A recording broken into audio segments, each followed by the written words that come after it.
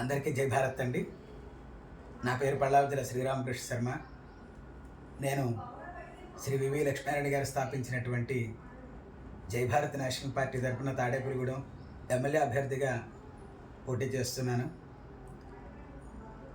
మా పార్టీ ప్రధానమైనటువంటి గుర్తు అయినటువంటి టార్చ్ లైట్ గుర్తుపైన మీ అమూల్యమైనటువంటి ఓటు ముద్రను వేసి అఖండ మెజారిటీతో గెలిపిస్తారని తాడేపల్లిగూడెం నియోజకవర్గ ప్రజలందరినీ కూడా కోరడం జరుగుతుంది. ముఖ్యంగా మీకు ఒక విషయం చెప్పాలి ఇక్కడ, అందుకోసం ఈ వీడియో చేస్తున్నాం. చాలామంది అంటే ఏ పార్టీ అయినప్పటికీ కూడా అది నేషనల్ పార్టీలైనా లేదా లోకల్లో ఉండేటువంటి రాష్ట్రీయమైనటువంటి పార్టీలైనా సరే, ఆ పార్టీ తరఫున పోటీ చేసేటువంటి ఎమ్మెల్యే అభ్యర్థులు కానీ ఎంపీ అభ్యర్థులు కానీ ఎవరైతే ఉంటారో వీరందరూ కూడా ఎమ్మెల్యేగా గెలిచిన తర్వాత లేదా ఎంపీగా గెలిచిన తర్వాత మేము మోనార్కులం అనేటువంటి భావనతో ఉంటున్నారు. నిజానికి ఇది సమాజానికి శ్రేయస్కరం కలిగేటువంటి ఇది కాదు. ఎక్కడా కూడా అలా ఉన్నట్లయితే కనుక శ్రేయస్కరాన్ని ఇవ్వదు సమాజానికి. అయితే ఇప్పుడున్న వాళ్ళల్లో చాలామంది ఏంటంటే ఎమ్మెల్యేలు కానీ ఎంపీలు కానీ నిన్నటిదాకా ఉన్నటువంటి వాళ్ళు, అలాగే రేపొద్దున్న గెలిచేటువంటి వాళ్ళు ఎవరైతే ఉంటారో వీరు ఎవ్వరూ కూడా మోనార్కులుగా ఫీల్ అవ్వకూడదు. కారణం ఏంటంటే నిజంగా మోనార్కులు అయితే నామినేషన్ వేసి ఇంట్లో కూర్చుంటారు. కానీ ఎలక్షన్కి ఎల్లుండి ఓటింగ్ అనగా కూడా ఈ రోజు వరకు కూడా మాకు ఓట్లేండి అని అడుక్కుంటూ ఉంటారు స్వతహాగా. ఇంకా అటువంటి మోనార్కులు ఎందుకు అవుతారు వీళ్ళు?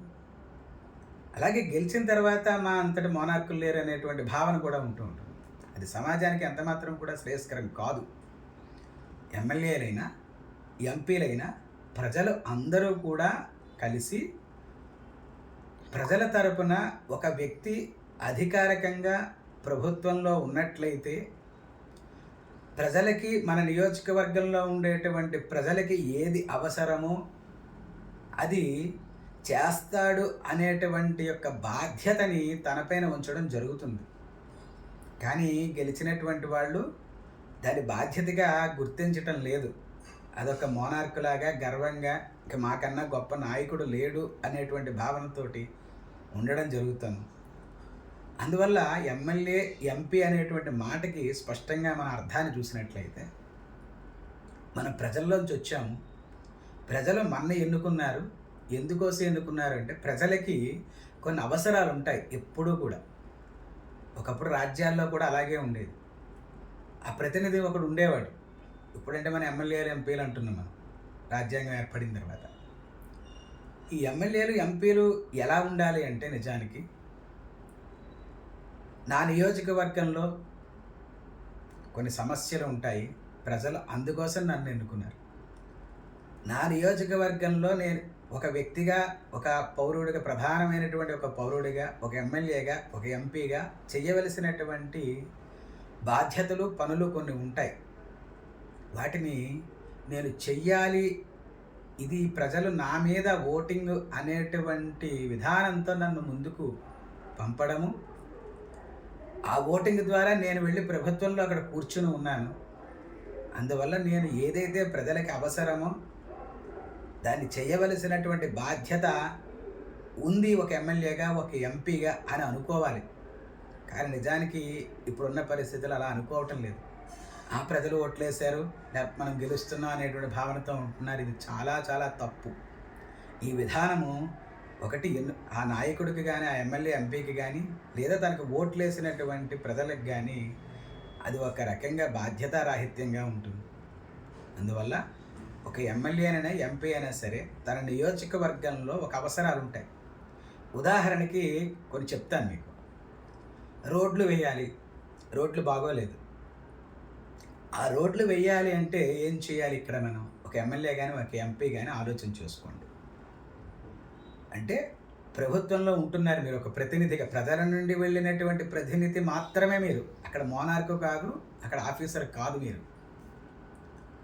అందువల్ల మీరు ఆ ప్రభుత్వంలో ఆ రోడ్లకు సంబంధించినటువంటి మంత్రి ఉంటారు. ఆ మంత్రి దగ్గరికి వెళ్ళి అయ్యా మా నియోజకవర్గంలో రోడ్లు బాగోలేదు, లేదా ఇక్కడి నుంచి ఇక్కడి వరకు చాలా గతుకులు మయమవుతున్నది, గుంతలు ఉంటున్నాయి, ప్రయాణిస్తున్నారు పిల్లలు పెద్దలు అందరూ కూడా ముసలివాళ్ళు. వాళ్ళు బళ్ళేసుకుని వెళ్తున్నా, నడిచి వెళ్తున్నా కొన్ని అవాంతరాలు జరుగుతూ ఉన్నాయి, ప్రమాదాలు జరుగుతున్నాయి. అందువల్ల మాకు మా నియోజకవర్గంలో మా ప్రజలకి రోడ్లు చక్కగా వేసి పెట్టండి అని అడగాలి. అడిగిన తర్వాత అప్పుడు మంత్రి గారు ఆలోచన చేసి ముఖ్యమంత్రి దృష్టికి తీసుకుని వెళ్తారు. ఆ ముఖ్యమంత్రి గారు మళ్ళీ కొన్ని నిధులను విడుదల చేయడం జరుగుతుంది. ఆ నిధులని మళ్ళీ నియోజకవర్గానికి తీసుకొచ్చి ఎక్కడైతే రోడ్లు అపసవ్యంగా ఉన్నాయో, గతుకుల మయంగా ఉన్నాయో వాటిని వేయవలసినటువంటి బాధ్యత ఆ ఎమ్మెల్యేది అయి ఉండాలి. అది బాధ్యత కూడా. ఎమ్మెల్యేగా ఒక ప్రతినిధిగా, ఒక ప్రజాప్రతినిధిగా ఒక బాధ్యత అవసరం కూడా. కానీ చాలామంది ఎమ్మెల్యేలు ఏం చేస్తున్నారంటే రోడ్లకి శాంక్షన్ అయినటువంటి ఒక ధనాన్ని కూడా వారి వారి ప్రైవేటు పరంగా ఉండేటువంటి భూముల వైపు వెళ్ళేటువంటి విధంగా రోడ్లు వేసుకుంటున్నారు. ఉదాహరణకి ఈ 5 సంవత్సరాల్లో మా తాడేపల్లిగూడెం నియోజకవర్గంలో జరిగినటువంటి యొక్క సంఘటన కూడా ఇది. ప్రత్యక్షంగా చెప్తున్నాను, కావాలంటే రుజువులు చేసుకోవచ్చు. అంచేత ఆ రోడ్డు వేయవలసినటువంటి బాధ్యత ఆ స్థానికంగా ఉండే ఎమ్మెల్యే మీద ఆధారపడి ఉంటుంది. అంతే తప్ప డబ్బులు వస్తేనే దాన్ని మనం వ్యక్తిగతంగా స్వప్రయోజనాలకి వాడుకోవాలనేటువంటి బాధ్యత చాలా తప్పు. నిజంగా గనక ఒక ఎమ్మెల్యే కానీ, ఒక ఎంపీ కానీ మనని మన తల్లిదండ్రులు ఒక బాధ్యతగా కంటే, బాధ్యతగా మనని కని పెంచితే ఇటువంటి దుస్సంఘటనలు జరగవు.